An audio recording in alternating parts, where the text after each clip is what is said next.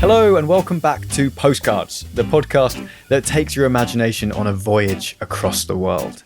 I'm Greg Dickinson, I'm a travel journalist at the Telegraph, and each week I'm calling up one of the world's finest adventurers or travel writers, and I'm asking them to tell me the stories behind 3 travel photographs from their own personal archives.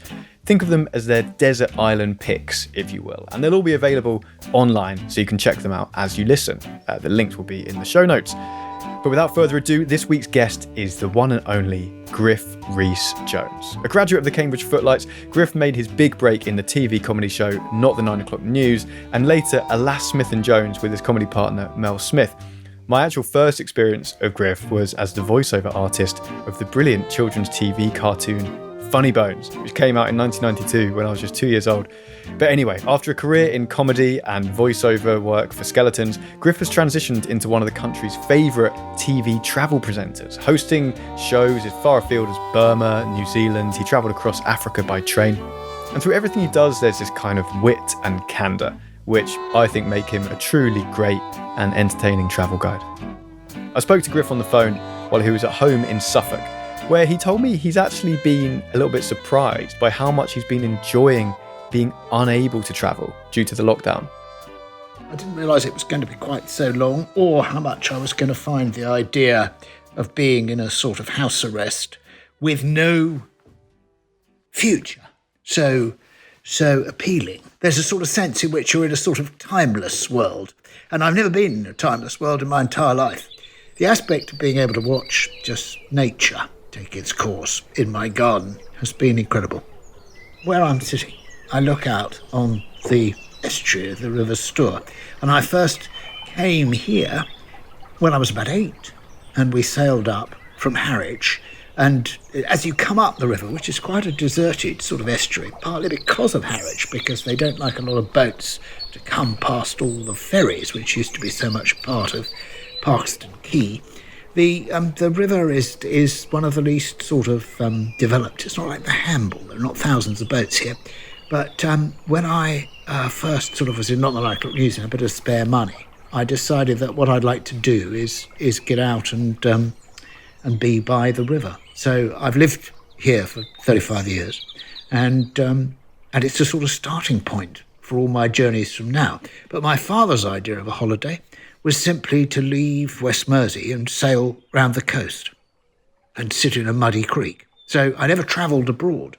But obviously now you're pretty well travelled indeed, aren't you? I mean, you've been to every corner of the planet pretty much. Well, one of the things I'm doing at the moment is writing the second volume of my autobiography. And I picked it up just sort of like... because the first one took me up to joining the BBC, which I did when I was as a radio producer. So this is just such a bizarre thing to be doing a podcast, because this is just like the sort of work I used to do when I was 25. And I was a radio producer. And so it's just funny that I'm writing about one of the first holidays I took as the radio producer was just during the first series of Not the 9 O'Clock News. And I was in that and then took 2 weeks out from it and went to Egypt. And I can honestly say that my impressions of being in Egypt are easier to write about 2 weeks in Egypt than trying to remember anything about making the first series of Not the 9 O'Clock News. I can't remember a single thing, a single incident or what happened in rehearsal. That was just work. But suddenly I arrived in Cairo, and everything, all the memories, all the events and the extraordinary circumstances and the sort of trying to get across the Nile to get to the Valley of the Kings and negotiating a sort of a fellow to take us over there and all that stuff, all that is as clear as day. Well, Griff, we'll be hoping to lean on your photographic memory for your travel experiences in this podcast as well, because obviously the purpose of this show is to share 3 photos from your personal travel photo albums and to tell the stories behind them. So to begin with, I've got here in front of me a photo of a strikingly barren, icy landscape. The listeners will be able to look at this online if they want to, but can you just describe it in as much colour and detail as you possibly can? In front of us is a stretch of frozen water. That's an inlet from a sort of loch or fjord. And beyond that is a very black mountain with quite a lot of snow streaking down it. But you have to look quite closely This is why I like this photograph, because on this side, you'll notice that there are some houses and a little bit of a road leading to the house. We're in Iceland, and this is March, and so typical as to be almost, for anybody who's been to Iceland, totally unnoteworthy. I mean, it's just standard, the one thing you get when you go to Iceland. And I have to say, just in case you're interested, I didn't want to go. The thing that you get from it is this extraordinary landscape exhaustion. You get majestic overload. You've never seen anything like it. Every turn. We were on the coastal road, working our way from the very far north round to get back to Reykjavik via a series of stopover points. But what this is typical Icelandic farm territory. In other words, that'll be a farm in front of us, and most of these areas have been populated since the 9th century in terms which are sort of still adhered to today with these isolated farmsteads. And they only really function as farms for half the year. So this is March, and they're still waiting for everything to melt. So did you say you didn't want to go there? No, I didn't want to go. No. My wife wanted to go with my mate Peter and his wife, and I said not Iceland. It's just a cliche. Everybody goes to Iceland. That's how bad I am to persuade to really go. I always need to go somewhere where everybody else hasn't gone. And the idea that I would be going to Iceland, just following a trip which you meet, you go down the pub. Where have you been? I've been to Iceland, mate. Everybody's been to Iceland, but actually it was surprisingly worthwhile. One thing, which is good, which you can see from this photograph, is if you've never taken a good photograph in your life, you couldn't fail in Iceland. I mean, you just have to literally get the camera. This is just done on a phone. You just get your phone out, you go bonk out the window of the car, and you've got a sort of a photograph that you could dress up a bit and sell in a poster shop. I'm interested to know, Griff, does this kind of stark landscape sing to your soul, or would you have preferred to have been in like a exotic, faraway city propping up a bar? No, I love this landscape. You do, on any trip that you take through Iceland, travel through the most incredible landscape you're ever going to see. Because what you can see in this picture is the black of the volcanic ash, and the fact that all around you there are volcanoes still coming up, and you travel across mountains which were only created 3,000 years ago. And what's really interesting in doing research to that is that if one of these goes up again, really explodes. A pyroclastic flow can move at the speed of a jet plane at 600 kilometres an hour. So it's not like if you're in Pompeii and you look up and you see lava. Those pictures they show of places like that. They show the lava coming and you think, oh, I'll be able to get out of the way of that. A pyroclastic flow, when it explodes, when it goes up and it can't get into the atmosphere, collapses. And that collapse forces it out, carrying boiling hot dust and fumes and things like that, up to 50 kilometres in radius at colossal speeds that nobody could get away from. It makes us think, because we're living in a world which just hasn't experienced these things for a long time, but it doesn't mean they're not happening. It's great to be in Wales and realise that Wales is moving 1.5 centimetres further away from the United States every year. We don't live in a stable world, we live in a geological world, which in the fullness of extraordinary lengths of time is still cracking up and opening, and that's why Iceland is there. Now, moving on from volcanoes and pyroclastic flows to another slightly more stable element, I'd like to turn to your second photo, Griff. So this is, for the listeners, what I'd describe as a maritime action shot. There's water splashing into the camera, and you actually look like you're about to fall arse first into the sea. So tell me, what's actually going on here?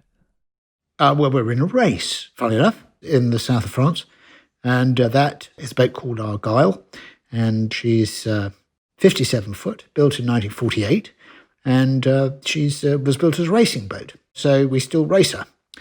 And that's me at the helm, and we've just hit a wave, because sometimes, luckily, we get some wind and sometimes we don't. And we're built for Atlantic sailing. So that's what I do. And across the summer, we take a back and forth across the Mediterranean. And I've also explored a lot of the Mediterranean in this boat. Right, and so you're racing that boat. You had the TV show Three Men in a Boat with Rory McGrath and Dara O'Brien. What is it that draws you to things that float on water? I don't know. I tell you what, it's partly this sense of being your own traveller, and you never get that better than being in a boat. We've gone in the last 3 years. We've gone down to Naples. They have a very good regatta in Naples. And we go down to Naples. We go into the Borgo. And if you're in a little boat, you're basically a king. You don't have to be Roman Abramovich and turn up in a great big sort of thing like it. That actually turns you into somebody who has to have a huge staff who try and get you booked into places. If you're in a small boat, you turn up, throw the anchor out, walk ashore, join thousands of people. Portofino is like I wouldn't go there. It's like going to the January sales. When were we there? June, out of season. I've never seen a place so crazily ruined by tourism in my life. And Capri is the same, I'm afraid. It's even the mayor of Capri has said enough already. Go away, leave us alone. We can't cope anymore. There are too many people coming here. If you go to the other side of the bay, which you can if you've got your own little boat, Procida, and Procida is just a suburb of Naples, which happens to be on an island, far more fascinating than Capri.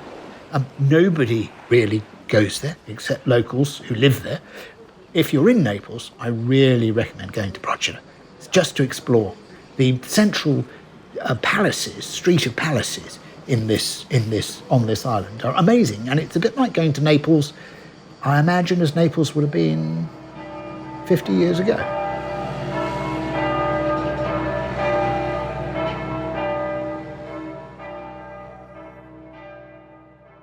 So it sounds like this ability to follow your nose, shake off the tourists, and kind of sniff out of the way places is the thing that really draws you to sailing. Yeah. I first hired a boat. I was in a play, and the play had 2 weeks off. My son had just been born, so this was 30-something years ago, 35 years ago. I said to my wife, come on, because we're in this play and it's going to make a bit of money, we'll hire a boat. We hired a boat in the Caribbean, and we sailed around St. Lucia, I think it was. And we sailed around, and we, for one day, we just parked up the boat just off a beach and came ashore. We had a rather beautiful American-Swedish skipper, and he took us ashore in the little dinghy. Got out of the dinghy, we had a picnic, we played with the little baby on the sand and everything like that. And then as the sun went down, everybody else turned round and went back into the hotel for one of those slightly disappointing Caribbean dinners. And we sort of waved, and the skipper came over on the little boat, put us into our little boat. We jumped aboard our boat and sailed away across the horizon. And that was the point, I'm afraid, where I thought, when I come back here, which I have done on a few occasions, I never want to be stuck in one of those compounds, which is sort of surrounded by a big barbed wire fence, where people are doing limbo dancing for me. I just like this business of being able to say, this is the way to do it. But this is the other thing. I'm an impulse sort of person when I travel. I hate, somebody saying, oh, we're booking this and we're going to go in. So I think, well, what if I'm doing something else? So I love the idea of a week still to go. That's why I can't, what's that thing, that booking late, or latebook.com or whatever it's called. What is it called, that late? Yeah, lastminute.com. Last minute. They're not last minute. They don't even know what last minute is. If you go on it and you go, I'm going tomorrow somewhere, you can't find anything at all. They don't do that. They mean last minute, but sort of like in about 2 months' time. I mean last minute. And that's what I call travel. Sometimes I do find myself going, I'm on holiday, I should be enjoying myself now. Do you know what I mean? Yeah. Don't we all have that? That's what makes air travel so bad, is you think, this is my holiday. I'm now going to go away to enjoy myself. This is appalling. Yes, I paid 500 quid for this. Yeah, I cannot imagine anything more unpleasant than what I'm doing at the moment. This dreadful food, this ghastly. Why do I have to walk through this duty-free area where on this long curly-whirly path now? I just want to go and sit down and have a cup of coffee and get there. I couldn't agree with you more. So there is an element of me sometimes that does that, but also I have to do something. I cannot really take sitting on a beach, I'm afraid. So there we go. There was one particular story that I heard about years ago. You were in a yacht that caught fire. Is that right? Oh, yeah. Yeah, that wasn't to just cheer things up. That was an accident. Right. And what happened there then? It was the same people who wanted to go to the Galapagos Islands. And I went, oh, not the Galapagos Islands. What a cliche. Do we really have to go and do this, that everything? But my wife was very keen on doing it. So, and she was right. She was right. Just like same people, just like Iceland. You know, it was great. It was amazing. We were in a lovely boat. And then one night we were getting up early. The next morning they sent us to bed at 10 o'clock. And at about midnight, there was a sort of knock on the door. There was a real, excuse me.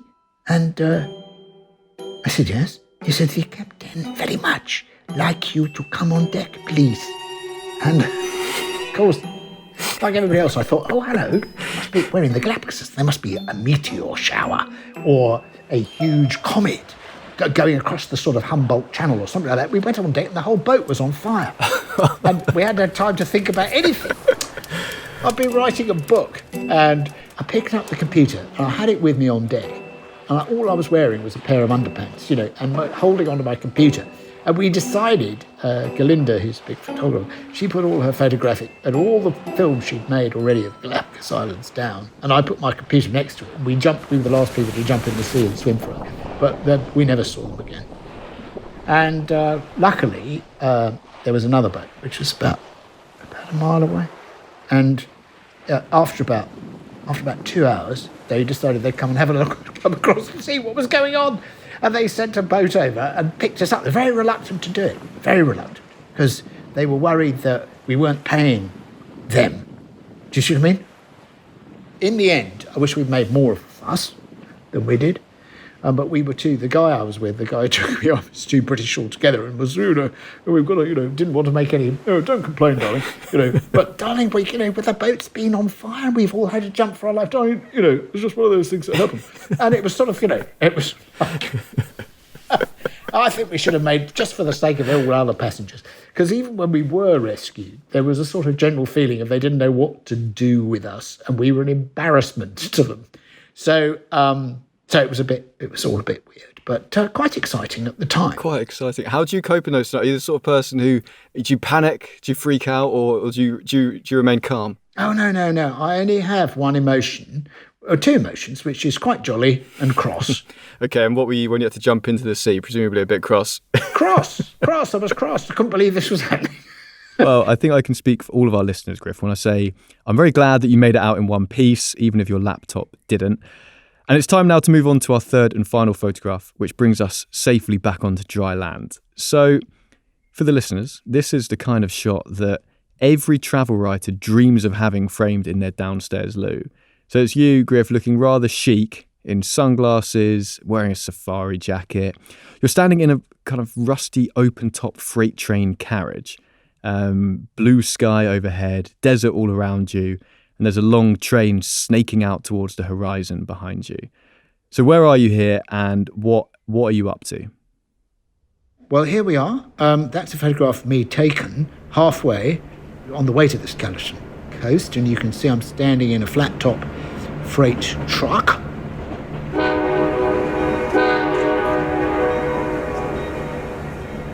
I should say this is not a static. I didn't just leap aboard it. We are halfway there, and we are travelling along when this picture was taken. And the camera crew came with me, and I think you can see in the background that there's a mattress on the floor, which I bought because I knew there'd be a lot of lying around while they waited for camera shots and things like that. And there is a little chair, because I got a camp chair there. But apart from that, there was nothing in the truck. But the rest, this was my truck, which had been specially given to me to get me to Luderitz, because there are no passenger trains in Namibia, except for one stretch of 100 kilometres. Something I wanted to ask you about, Griff, was obviously you made the transition from comedy and acting into becoming a travel presenter. And I've done a few videos for the Telegraph myself, and I find it can be a bit of a double-edged sword, because even though you're getting to see all these amazing places and you're travelling the world, you're also working to a really tight schedule. So I was wondering, how do you find that? How do you find the balance? And do you get to explore for yourself when you go on these trips? What's amazing about television travel is the privilege it gives you. So I've done the most extraordinary things as a result of making television, which I would never be able to do if I'd been just an ordinary traveller. And I've also, to be honest, avoided crowds. And although I take a little crowd with me, I jump to the front of any queue because I'm making television. So that's a privilege. But you're right. Everything has to be planned. Everything has to be sorted out. I absolutely insist when I'm making television programmes on improvisation, on a level of improvisation in it. I need it to become a story of a journey, and I always work with the director to try and put extra things in which make it more like a journey and more of a sort of narrative than just here's the next person who's been set up to talk to me, although I don't get any thanks for that. And it usually gets cut out by some assiduous executive producer later on, the bastards. But I also know that when I went to the Baltic and I took a sort of sabbatical and went up, leaving in June and sailing up all the way up to St. Petersburg in a small boat, that's a real journey. Although I took mates with me, that didn't have any plan. We didn't know what was going to happen next. You need, in some way, if you're going to write travelogue, I think you need to be in company with yourself, and you need to be able to stop, and you need to just let things roll over you, don't you, to be a proper traveller. And as I say, in a boat, terrific. Do you go places which, you'd never be able to go just by trying to travel by plane and train? Although usually you can if you're prepared to go by public bus. I think that's a very important part of all travel, is I always get and try to use public buses. Is that right? Yeah. And trains, of course, but trains are on the track. Let's put it that way. I remember halfway through the Nullarbor a few years ago, I thought, this is really exciting and interesting, but wouldn't it be great if this train could now leave the tracks and do a sort of, 3-hour excursion to the north, just to have a look what's up there before we get back on the tracks and go. Yes. So there's a different experience, isn't there, on trains? Yes, yeah. So obviously you're travelling the world, presenting, you've been presenting these travel broadcasting documentaries and stuff, but was that always part of the plan? Did you always plan to move from comedy into that, or was it serendipitous? Was it a coincidence? No, but I was doing a lot of sketch show stuff, and I started to get jobs as BBC presenter. I presented a thing called Bookworm, which is about books for a long time. And then they came to me and said, we want you to do something else, but we can't find anything for you to do. And every suggestion I made, they'd say, no. It was a bit like, they say, no, Michael Palin's doing that.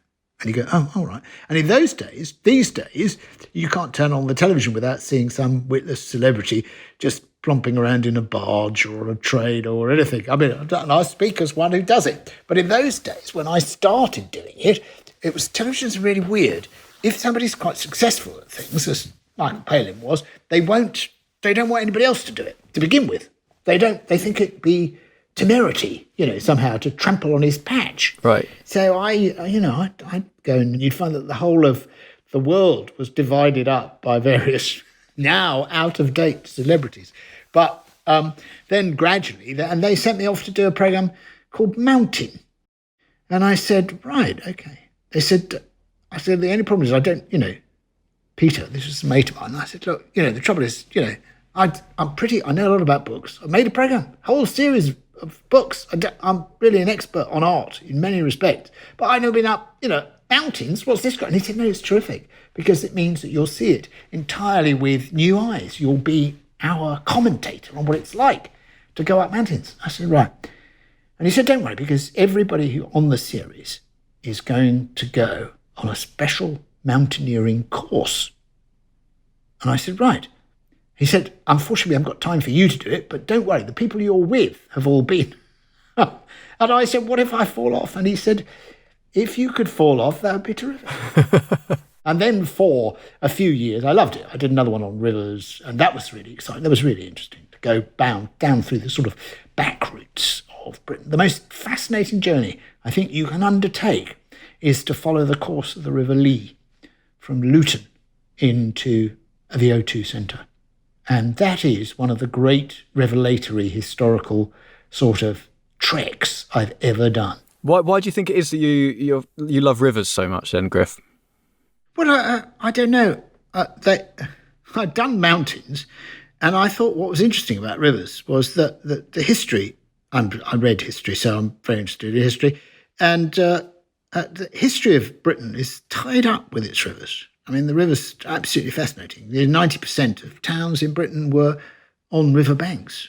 You know, I mean, they are essential to the idea of what a city was. And because we had much higher water levels in Roman times, that's when they first became sort of navigation, and quite obscure places were served by quite complicated river thing. But there's very little history of this. There's not even there are good histories of the Thames, lots of them, but there's no general book. I should write it, you see. I should write it now.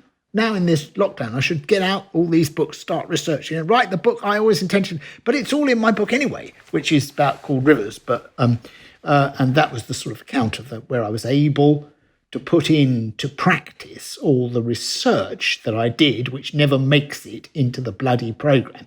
And that's what I was fascinated, because the story of rivers, as told through this series, was really important to me. There's something kind of pleasingly circular about this, because we obviously began our chat with your home on the River Store, and we're now coming to an end here with the rivers of Britain. But before we let you go, Griff, I have one final question for you, which we're asking all of our guests, which is, once the lockdown is eased and we can travel again, where are you dreaming of heading to first? I need to get back to Naples. I've been there 3 years in a row, and I haven't yet exhausted Naples. Naples is fascinating. Of all the great Italian cities, it's amazing. So it's back on my list to go back there again. I mean, I find Italy endlessly fascinating. So I know it's rather pathetic, isn't it? But I do want to get back and explore more of Italy. Griff, thank you so much for sharing your postcards with us. Thank you. To see the photographs discussed in this week's episode, head to telegraph.co.uk/postcards. And for a free 30-day subscription to The Telegraph, head to telegraph.co.uk/audio. We'll put links to both of these in the show notes. Next week, I'll be speaking to novelist and travel writer Marcel Theroux. He's going to talk to me about backpacking in India with his dad, getting stuck in a cable car in Crimea, and his experiences in North Korea. The phrase rare glimpse is used all the time with North Korea, so much so that it's become something of a cliche. But I really felt we were seeing something of the real emotional life of the country. Subscribe now wherever you listen to your podcast to make sure you don't miss our chat. Postcards is presented by Greg Dickinson and produced by Pete Norton and Theodora Luludis. If you enjoyed the show, leave us a rating and a review where you're listening, or tell a friend about it. We know that basically every podcast asks you to do this, but it really helps us to find new listeners, which is why we ask. And if you're hungry for more travel stories from the wonderful Griff Rhys Jones, who's reading this in the third person, follow the link in the show notes. Thank you and au revoir.